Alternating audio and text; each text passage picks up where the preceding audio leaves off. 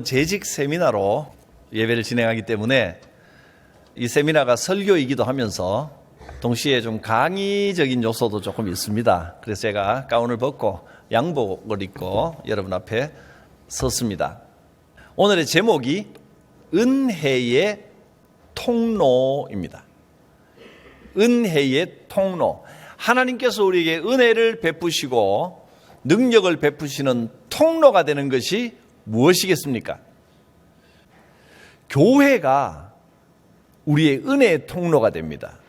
우리는 교회를 통해서 위로받고, 교회를 통해서 힘을 얻고, 교회를 통해서 하나님의 권능을 체험하게 됩니다.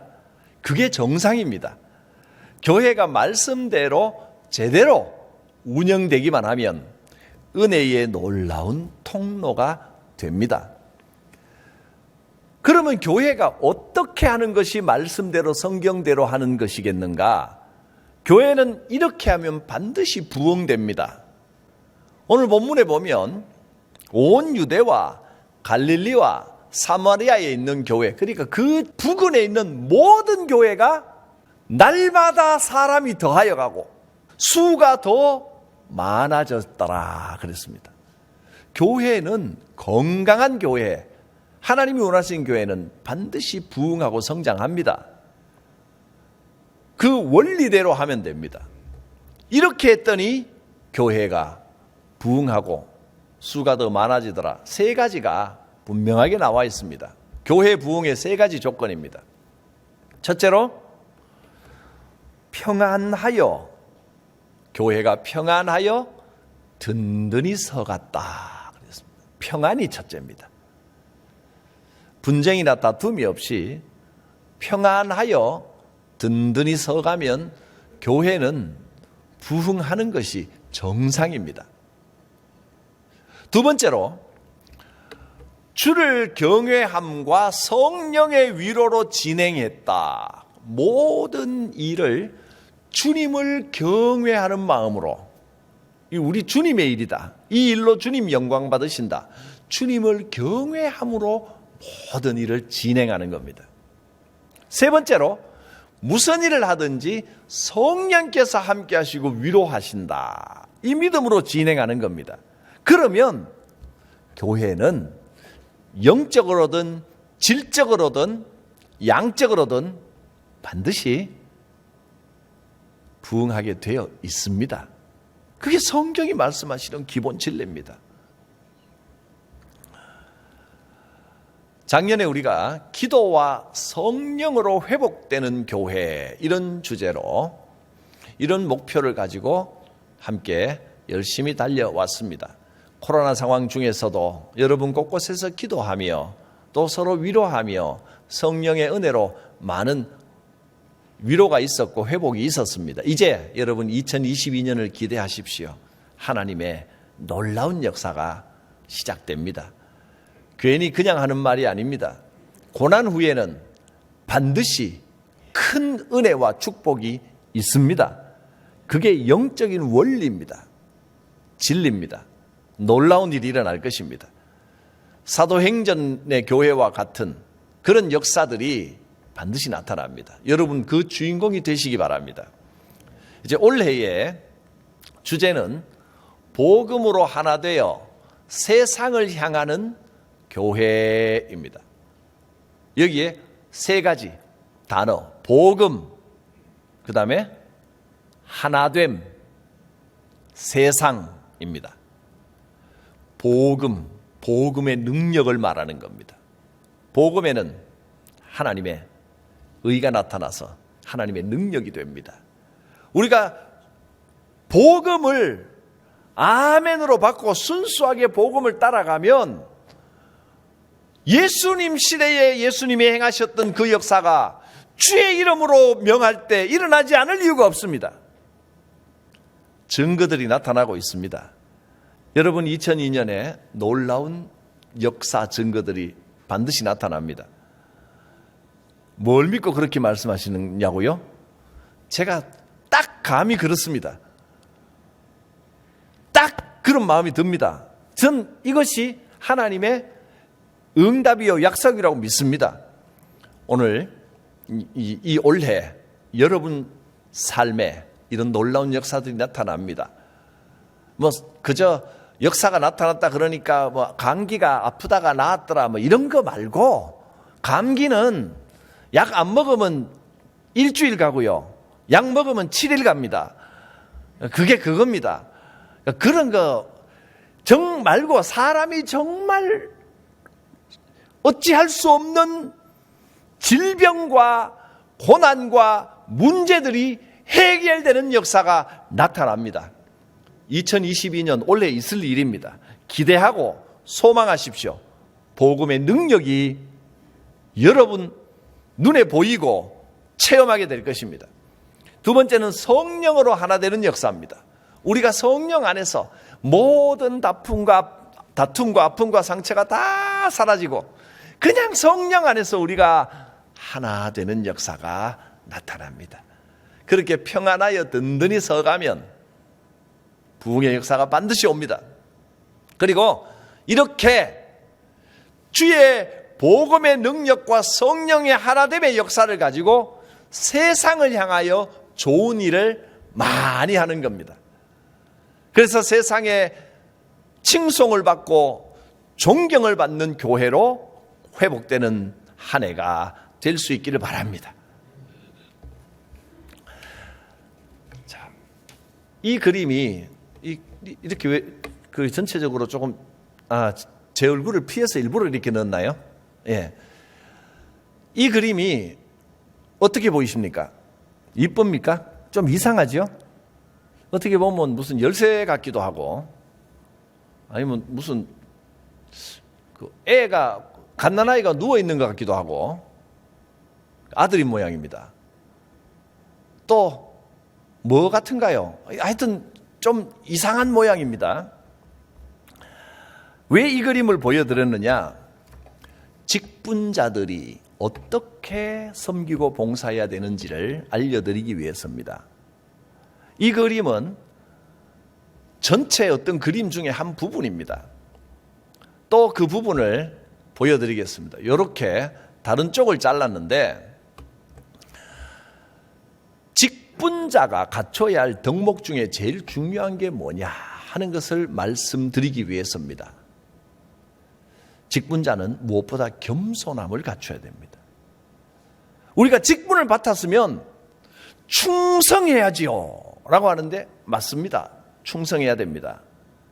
그런데 충성을 잘못하면 부작용이 많이 일어납니다. 충성할 때 조심해서 충성해야 됩니다. 또 직분을 맡으면 열심히 해야지요.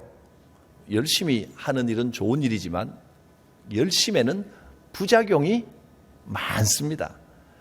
열심을 잘못 사용하면 아주 복잡하고 혼란스러운 문제가 많이 발생합니다.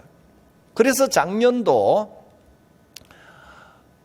우리 목표에 3가지, 효율적으로 일하는 것보다는 거룩함을 우선해야 된다. 분주하게 바쁘게 일하는 것도 좋지만 그것보다는 신실하게 해야 된다. 열심히 일하는 것도 좋지만 그것보다는 은혜롭게 해야 된다. 이것을 계속해서 강조를 드렸습니다. 단순한 열심은 부작용이 있을 수 있습니다. 그 열심의 기본에 겸손이 있어야, 겸손 위에 쌓여진 열심이라야 그게 올바로 작용을 하지. 또 충성도 마찬가지입니다. 자기 나름대로 자기 뜻대로 충성하는 것은 오히려 문제를 일으킵니다. 겸손함 위에 충성이 있어야 됩니다. 모든 것의 기본은 겸손입니다. 겸손이 무엇입니까?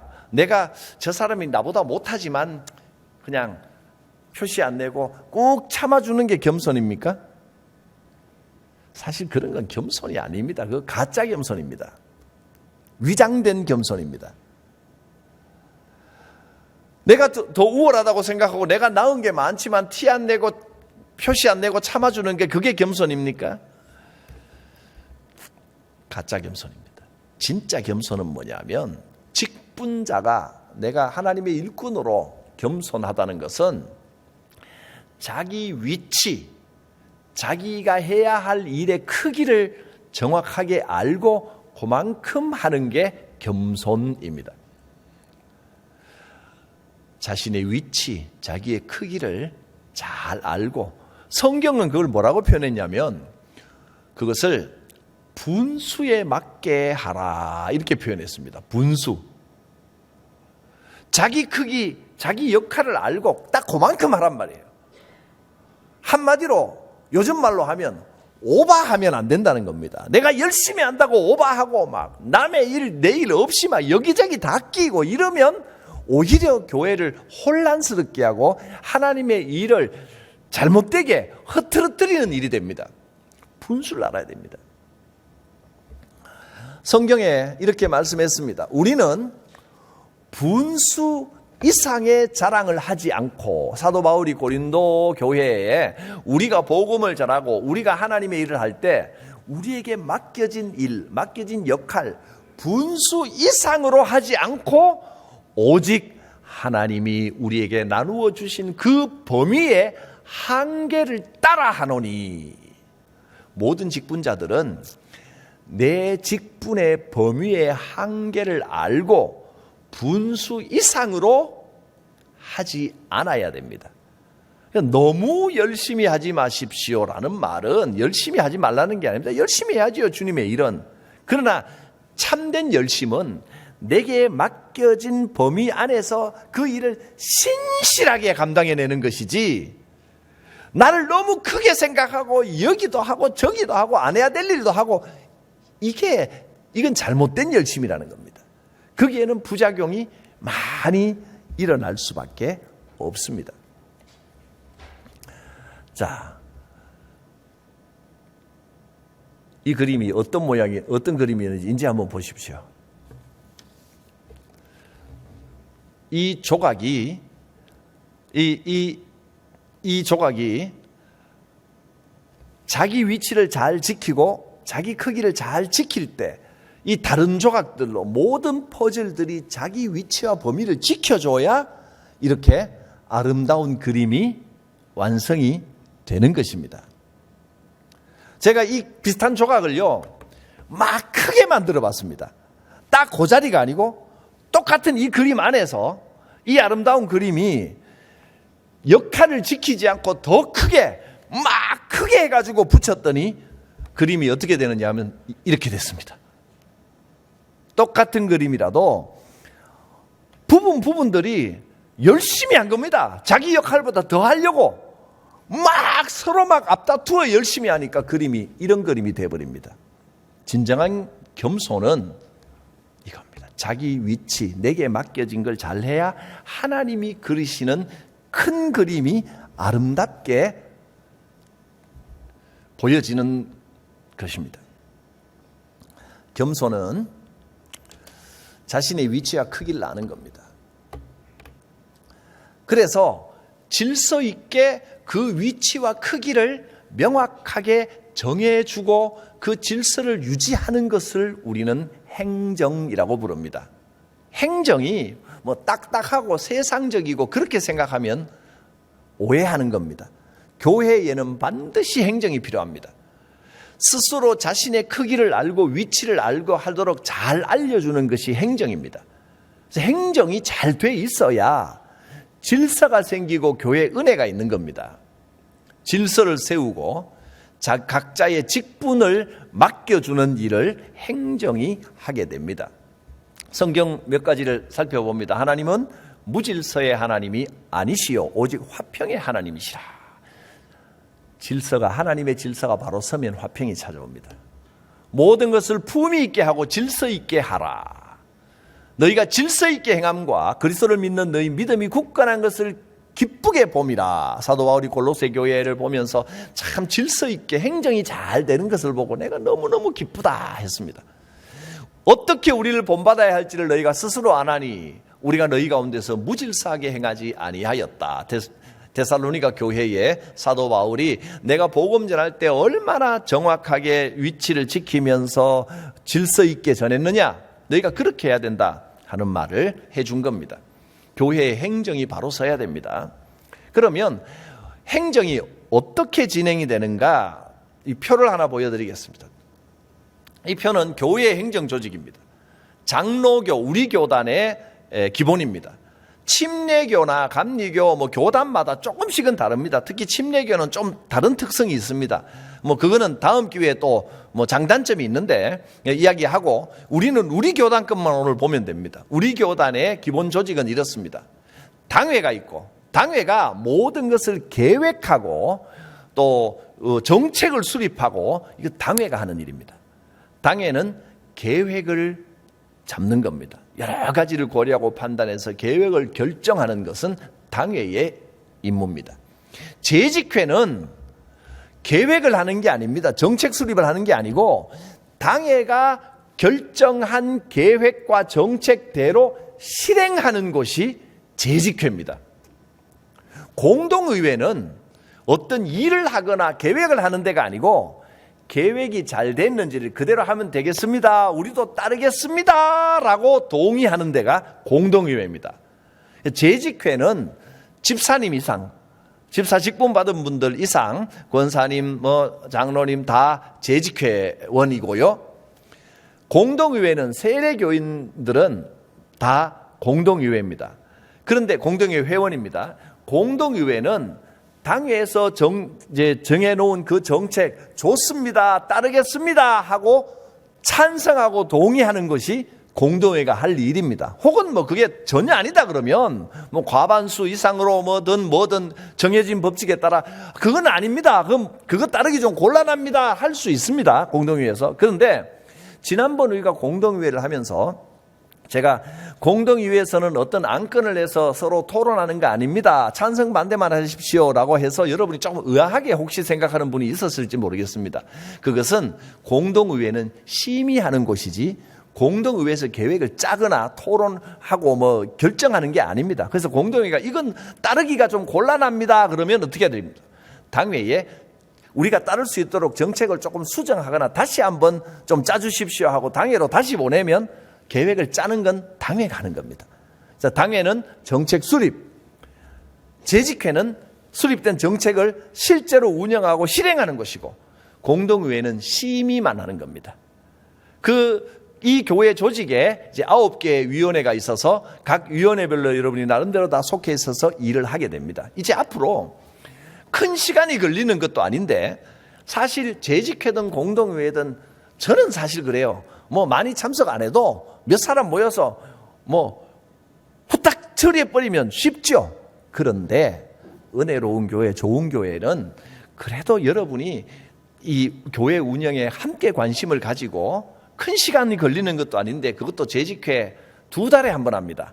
2달에 한 번 해봐야 길어야, 암만 길어야 30분 시간, 그거 안 내고 시간 바쁘다고 아니면 관심이 없다라고 하는 것은 교회가 좀 문제가 있는 겁니다. 여러분, 재직 여러분들은 재직회 한다 그러면 좀 더 앉았다 가시기 바랍니다. 회의 참석을 꼭 좀 해주시기를 당부를 드립니다. 공동의회 1년에 2번 있습니다. 혹 특별한 일이 있으면 또 있을지, 보통 2번, 특별한 일이 있으면 3번 이렇게 열릴 수도 있는데, 세례교인들 여러분, 회의는 나하고 상관없다, 나는 은혜만 사모하지 회의는 관계없다 이렇게 생각하시면 안 됩니다. 질서 있는 교회가 되기 위하여 은혜와 행정은 반드시 같이 가야 됩니다.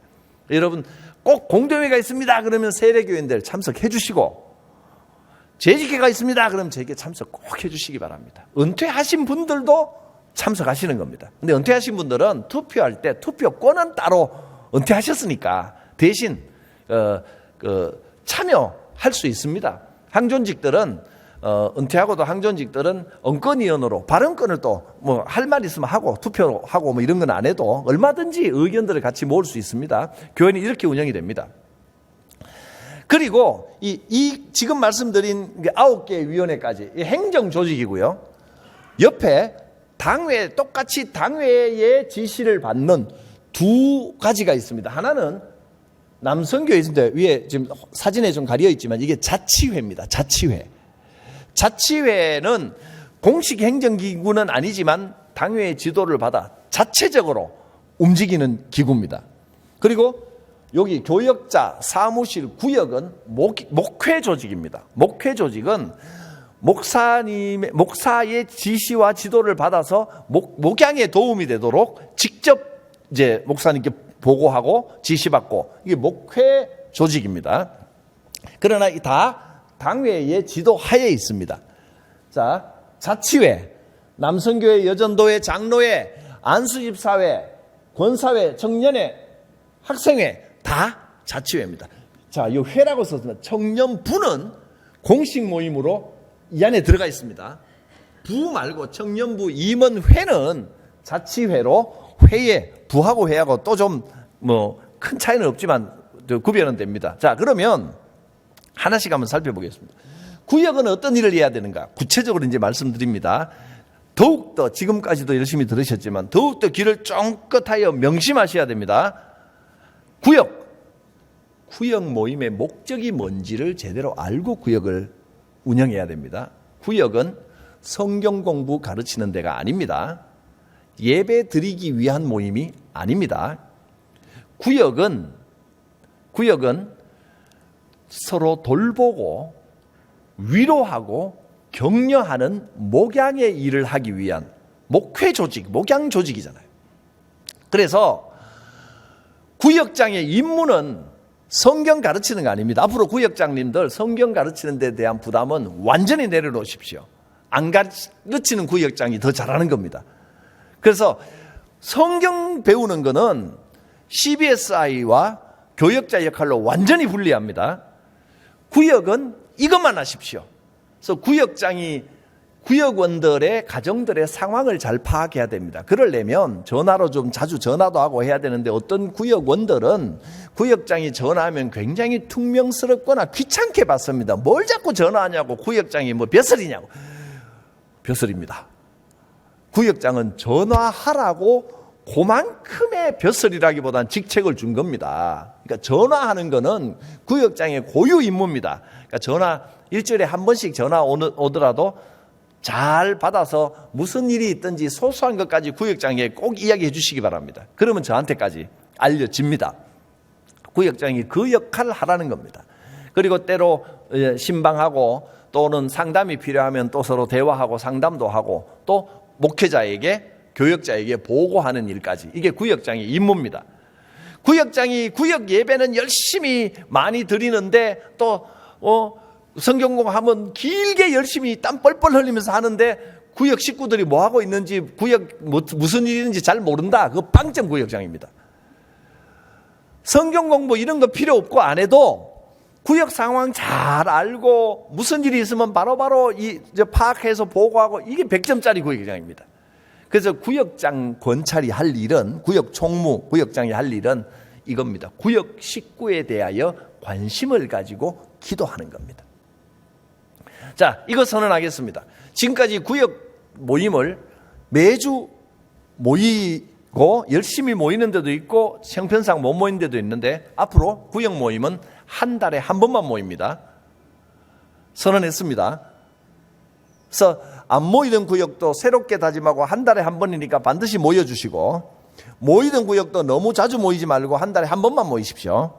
그래서 설교할 필요 없습니다. 예배 설교 뭐 이런 거 하지 말고 찬송 하나 부르고, 찬송 부르기, 혹시 이제 구역 식구들이 음치들이 있어서 찬송하기가 곤혹스럽다, 찬송 안 해도 됩니다. 구역 모여서 안 해도 되고, 모이면 간단히 기도하고, 구역 모였을 때 뭐 온갖 교회를 위한 기도, 세계 평화와 남북 통일을 위한 기도까지 모일 때마다 그거 다 할 필요 없고요.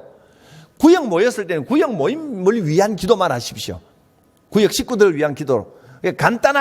간단하게 기도하고, 제가 1년치 12장을 읽을 것을 만들어서 드리겠습니다.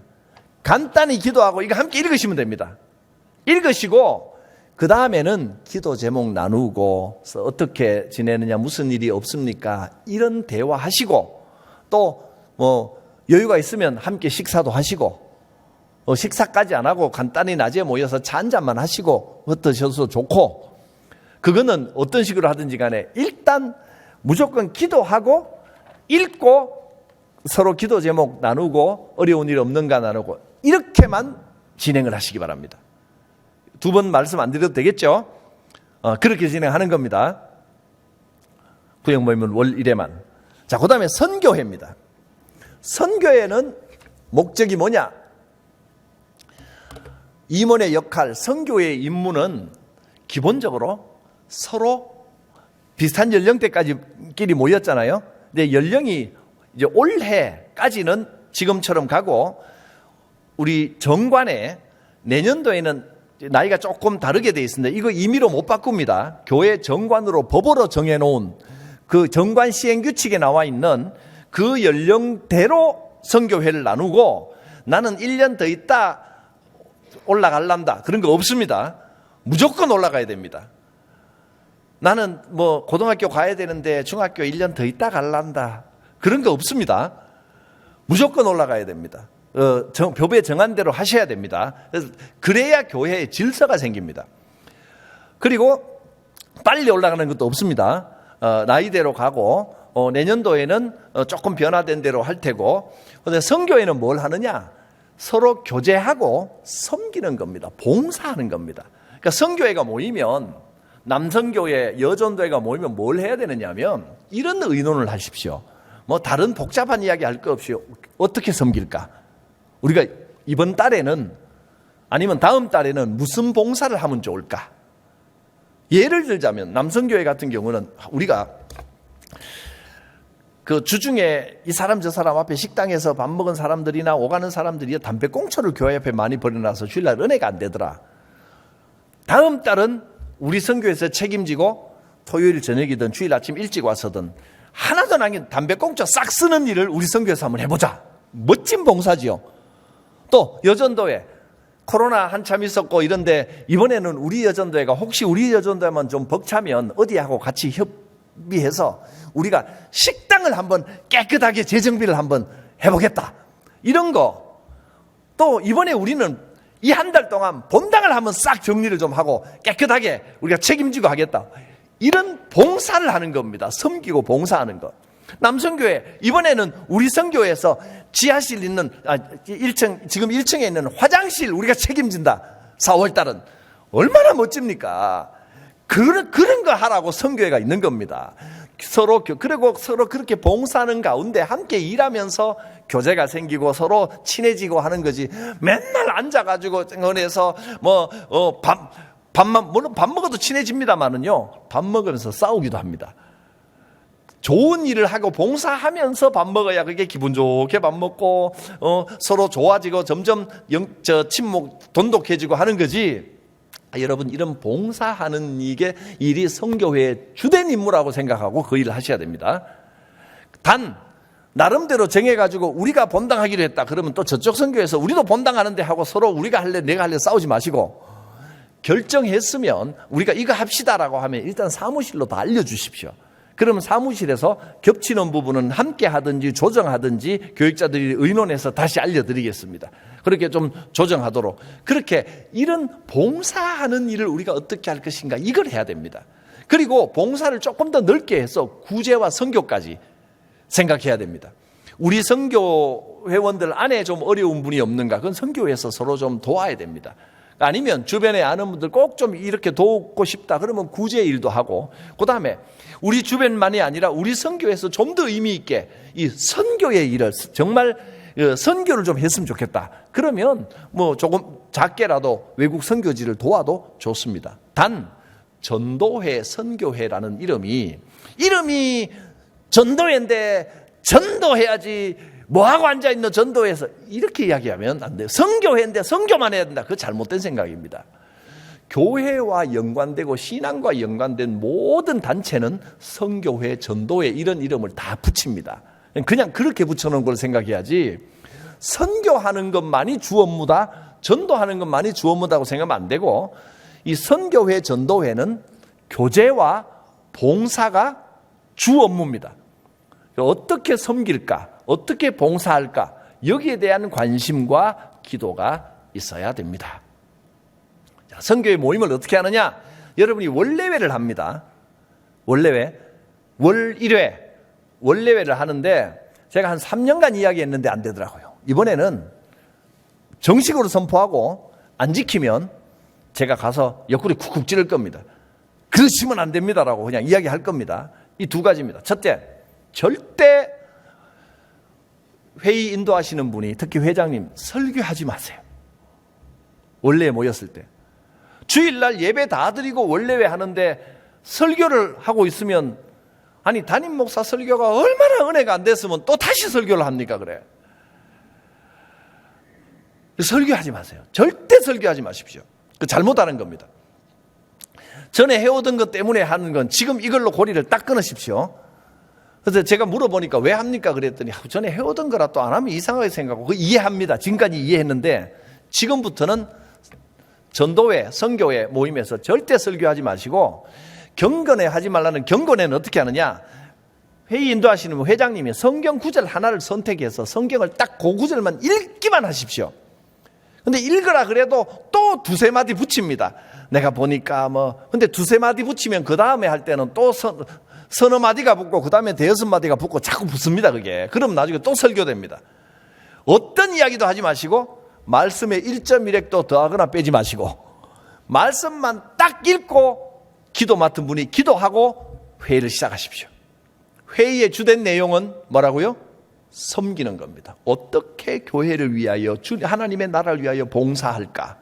교회를 위한 봉사와 복음을 위한 선교, 이것만 생각하십시오. 또 모이면 또 이런 이야기 하죠. 누구는 말이지 우리 원래회도 안 나오고 회원에서 빼버려라. 회원에서 못 뺍니다. 교인들인데. 그러니까 그거는 원래회를 나올 형편이 있는 분도 있고 못 나올 형편인 분들도 있는데, 원래회 나오고 안 나오고 가지고 너무 그렇게 선을 긋지 마시고, 우리가 이런 봉사를 하는 일에 결정은 원래회에서도 해서도 청소하고 봉사하는 일에 교회를 위해서 이렇게 좋은 일을 하려고 하는데 참여합시다.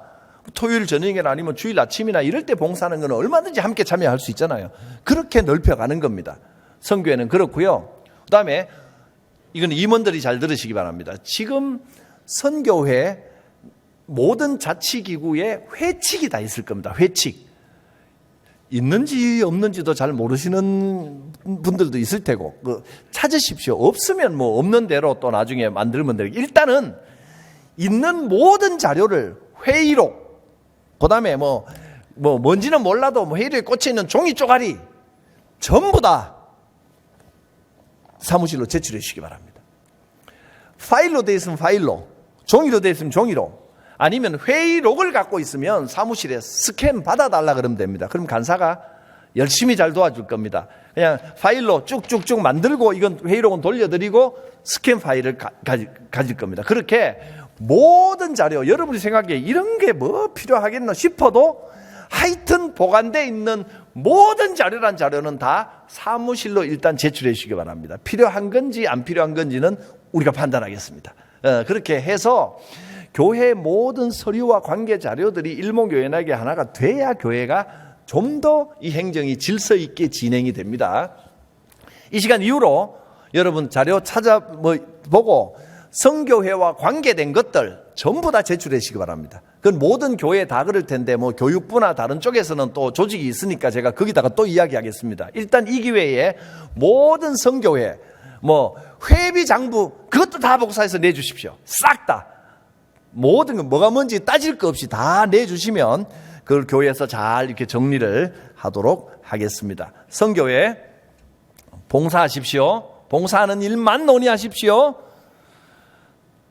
또 설교하지 마십시오. 이제 내가 눈에 불을 켜고 원래 할 때 이렇게 한 번씩 보겠습니다.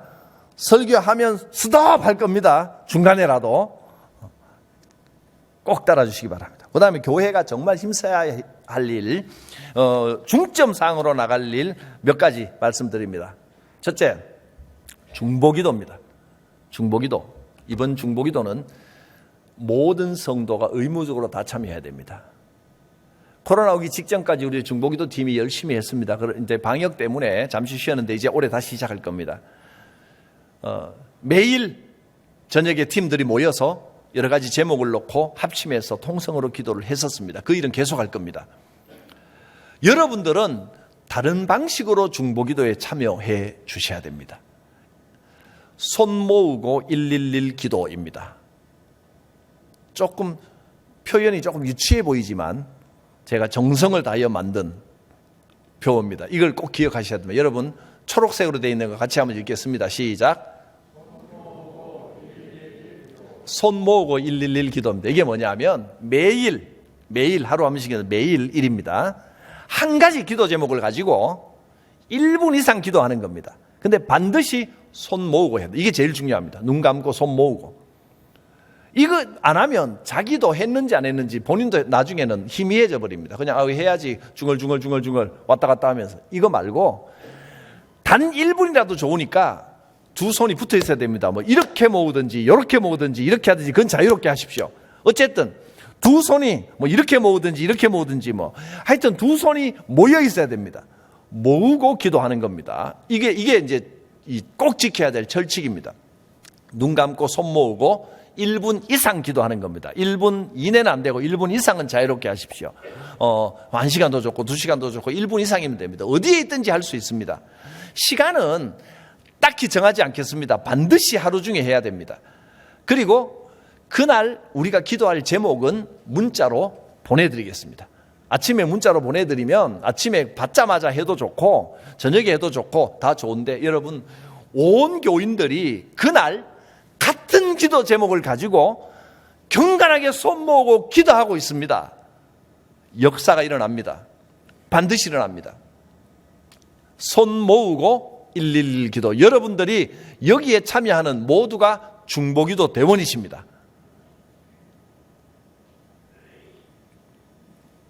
거절하시는 분이 없는 줄 믿습니다. 아멘. 자신이 없이 아멘 하시니까 넘어갈 수가 없네요. 여러분이 다 중보기도 111 기도 대원이십니다. 손 모으고 111 기도에 참여하시겠습니까? 할렐루야. 네. 감사합니다. 중보기도 이렇게 진행이 됩니다. 그 다음에 CBSI입니다. 말씀드린 대로 커뮤니티 바이블 스터디 인터내셔널입니다. 미국에서 5명인가 6명의 평신도가 성경을 함께 연구하면서 이런 방식으로 각자 묵상해온 것을 함께 서로 대화하는 방식으로 시작된 것이 미국의 여러 교회들의 엄청난 영적인 역사들을 일으키고 지금은 그래서 교재를 만든 것이 번역이 되고 전문가들이 또 붙여서 다듬고 신학자들의 감수를 받고 이래서 약 전 세계 지금은 제가 3, 4년 전에 90여 개국이라고 들었는데 지금은 더 많을 겁니다. 전 세계 90여 국에 번역되어 이 CBSI 움직임들이 일어나고 있고 아시아 모임이 1년에 한 번씩 있고요. 한국은 이제 본부가 춘천 한울 섬김교회 노현옥 목사님이 한국 총본부고 아시아 지부장은 이제 미국 사람입니다. 그렇게 다 되어 있습니다. 이건 다음 주에 여러분이 들으시면 되는데 이 공부는 말씀드렸듯이 구역에 소속된 것처럼 성경 공부에 모두가 참여해야 됩니다. 멀리 계신 분들은 멀리서 2분 내지 3분이 짝지어서 해도 되기 때문에 꼭 교회로 나오실 필요 없습니다. 각자 모일 수 있는 커피숍에서 하셔도 되고요.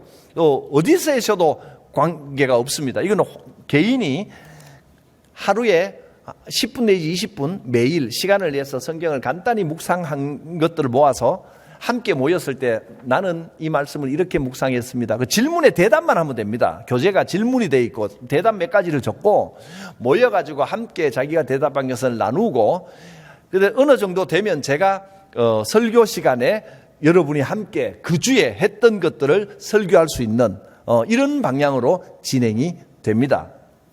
자세한 거는 이 다음 주에 노현우 목사님 오시면 이제 말씀을 들으시는데 절대로 이 성경 공부는 신청한 사람 누구누구 하고 간데 여러분 빠짐없이 모두가 하셔야 되는 겁니다. 성강교회 교인들은 등록 교인들은 모두가 빠짐없이 이 말씀 공부에 참여한다 이렇게 생각하시면 되겠습니다. 남녀노소 없습니다. 이게 청소년 교재도 만들어졌고 그다음에 유아용, 그다음에 유치부용 교재까지 다 만들어져서 번역되어서 나와 있습니다. 역사가 일어날 겁니다. 제가 여기 성광교회 부임하기 전에 대구에서 목회를 할 때 한 3, 4년 이걸 시작해서 운영을 하다가 이제 성광교회 부름을 받고 왔는데 한 3년 하니까 이제 변화가 나타나기 시작합니다. 근데 끝을 못 보고 와서 좀 아쉬워서 지금 계속 하고 있냐 물어보니까 이게 아무래도 시작한 지도자가 끌어가는 사람이 빠지니까 다시 또 쑥 죽어버려서 너무나 안타깝습니다. 여러분, 제가 있을 때 하십시오. 한 10년, 20년 뭐까지는 안 가도 앞으로 5년, 10년만 이 말씀에 우리가 함께 하면 우리의 삶이 완전히 달라질 겁니다. 저는 이렇게 불렀습니다. 중간에 빨간색으로 써진 문구는 제가 이 성경 공부를 경험해보고 붙인 이름입니다. 말씀의 생활화, 생활의 말씀화. 말씀 우리 생활 속에 들어오고 우리 생활이 곧 말씀과 함께 가게 됩니다. 여러분, 해보면 어렵지 않은데도 그 변화의 결과는 놀랍습니다. 내 삶이 변화되고 삶에 막 의미가 생기고 힘이 생기고 교회가 권능이 생기고 능력이 생기고 반드시 그런 역사가 나타납니다. 자, 다음 주 기대하시고 꼭 다음 주는 안 참석하실 수가 없죠. 1, 2, 3부 예배니까. 그렇게 꼭 참석하셔서 잘 들으시고 나하고 상관없는 일이다 생각하면 절대 안 됩니다. 여러분 모두가 할 때까지 제가 귀찮게 조를 겁니다. 한 분도 빠짐없이 참여할 때까지. 이거는 필수입니다. 성경 공부 그렇게 진행이 됩니다. 마지막으로 한 가지 더. 오후 예배. 오후 예배는 지금처럼 오후 2시에 드리는데 지금 청년들이 오후 예배를 드리고 있습니다. 지금부터는 이번 주부터는 오후 예배 시간에는 교회 안에서 일체 다른 활동을 금지합니다. 1부, 2부, 3부 예배 때는 사실 1부 예배 드린 분들이 예배 드렸으니까 2부 때 또 뭐 다른 준비도 하고 활동도 얼마든지 가능하고 그렇게 하는 게 뭐 원칙입니다. 그러나 오후 예배는 모두가 모여서 한 번 예배 드리는 겁니다. 오후 예배에 다른 어떤 모임도 교사 모임도 또 뭐 찬양대 모임도 아니면 뭐 저 선교회 모임도 어떤 모임도 금지입니다. 꼭 이 안 하면 큰일 나고 뭐 하늘이 무너지겠거든 교회에 나가서 하십시오. 나가도 주차선까지는 안 됩니다. 주차선 바깥으로 나가서 하십시오. 그까지는 교회니까. 교회 안에서는 일체 금지입니다. 그렇게 모두가 이 예배에 오후 예배에 함께 참여해서 힘을 실어 주셔야 되고 그리고 오후 예배 30분 전 1시 반부터는 교회 밖에서 교회 안으로 들어오시지 안에서 밖으로 나가지는 못합니다. 시큰 교회에 있다가 예배 시작하기 30분 어간 두고 밖에 나가는 건 용납 못합니다. 절대 안 됩니다. 금지입니다. 그렇다고 뭐 잘못됐다고 형사처벌까지는 안 되겠지만 저한테 눈총을 좀 많이 받을 겁니다. 그러니까 절대 1시 반부터는 나가는 거 뭐 잠깐 나갔다 들어오는 거는 모르지만 집에 가는 거 금지입니다. 그 전에 나가십시오. 29분에 나가든지 꼭 나가시려면 정 바쁜 일 있으면 그 전에 나가셔야지 1시 반부터는 못 나가십니다. 그리고 오후 예배는 청년 예배 중심으로 진행이 됩니다. 여러분들이 청년 예배가 아니라 이건 오후 예배 그리고 우리 지금 청년부 양병일 목사님의 메시지가 청년들에게 많은 감동을 주고 은혜를 주고 있습니다. 여러분 거기에 같이 참석하는 게 아니고 1, 2, 3부 예배는 작년 예배 청년들이 함께 참석하는 거잖아요. 다 우리 예배로. 오후 예배는 청년 예배 장년들이 다 함께 참석하는 겁니다. 우리 예배로 참석하는 겁니다. 그래서 청년들에게 영적으로 같이 기도도 해주고 함께 움직여주고 그래서 청년이 살아나는 교회가 돼야 교회의 미래가 있습니다. 청년들이 힘을 얻는 교회가 되도록 우리 함께 해주시기를 바랍니다. 마지막 한 가지입니다. 성서학당인데 이것은 CBSI는 의무적으로 모두가 해야 되는데 CBSI만으로는 조금 더 깊은 성경 공부를 하고 싶다 하는 지원자들이 있으면 그 지원자들 반이 몇 반이 되든지 제가 운영을 하려고 합니다. 더 깊은 성경 공부와 묵상을 하는데 금요일 저녁이든 토요일 오후든 이 대신방만 없으면 저는 아니면 매일 하고 싶은 마음은 있는데 그 대신방이 아주 중요한 일이고 매년 있기 때문에 그 시간들을 좀 빼려고 하니까 좀 어려운데 아무튼 뭐 대신방 다녀와서 저녁 시간에도 좋고 새벽도 좋고 여러분들이 모여지는 시간 신청을 받아서 시간 되는 대로 그룹을 묶어서 이 성경 공부를 좀 더 심도 있게 하기를 원하는 분은 진행하려고 하고 한 번 정도는 이제 저 중그룹이나 대그룹으로 뭐 20명이든 30명이든 강의 형식으로 할 수 있는 그룹도 좀 만들려고 하는데, 아무튼 일단 여러분 신청을 좀 받아봐야 될 것 같습니다. 더 깊은 성경 공부를 위해서 운영을 할 테고, 밑에 3040 평신도 신학반은 뭐냐면 일기라고 쓴 것이, 여기는 많이 모으는 게 아니고 뭐 5명이든 6명이든 최대 11명까지.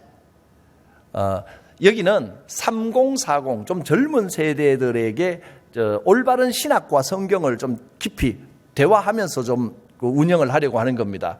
3040 세대들 남녀 관계 없습니다. 관심을 가져주시길 바랍니다. 이거는 11명이 넘으면 분명히 그 중에서 12명이 되면 가론유다가 하나 나올까 봐 11명까지만.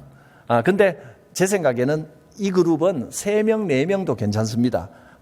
그분들이 시간이 좋은 대로 제가 시간을 조율해서 맞춰서 퇴근 후 밤도 좋고 낮도 좋고 언제든지 그 3040 성경 공부를 시작하려고 하면, 작게라도 시작하려고 하니까, 그래서 1기는 3명이 돼도 1기, 그 다음에 지나가면 그 다음에 3명이든 4명이든 11명 이하로 또 모여서 2기, 3기 나갈 거니까 처음에 많이 신청하지 않으셔도 상관은 없습니다. 작게 시작할 겁니다. 성사학당 이 2가지로 진행을 할 것입니다. 요람이 오늘쯤 나올 계획으로 인쇄소에 미리 넘겼는데 그 생각을 못했습니다. 신년에 인쇄소가 일이 너무 많이 밀려가지고 계속 우리 거를 먼저 막 빼서 해달라고 하기가 어려워서 저는 토요일쯤 나올 줄 알았더니 인쇄소 사정상 좀 어렵다 그러네요. 아마 다음 주쯤에 요람이 나와질 텐데, 일단 시간도 많이 갖고 하니까 요람을 보면, 여러분 요람을 딱 받으면 제일 먼저 뭐 봅니까? 내 사진 잘 나왔나? 또 내 주소는 맞나? 이거부터 보는데, 제일 먼저 연간 계획을 한번 쭉 살펴보시기 바랍니다. 그리고 교회의 계획이 은혜롭게 진행되도록 손 모으고 111 기도 좀 해주시기 바랍니다.